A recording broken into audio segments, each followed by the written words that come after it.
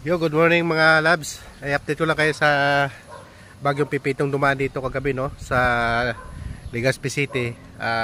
Talagang salamat sa Diyos. Nagpasalamat talaga kami. Nakahinga kami ng maluwag.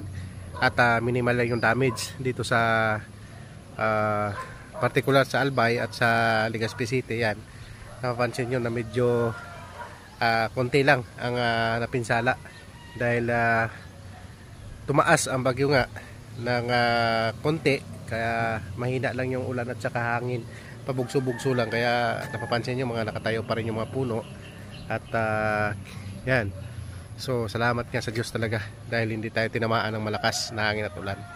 So sa ating mga kababayan sa Catanduanes, laban lang tayo at ganoon talaga ang buhay.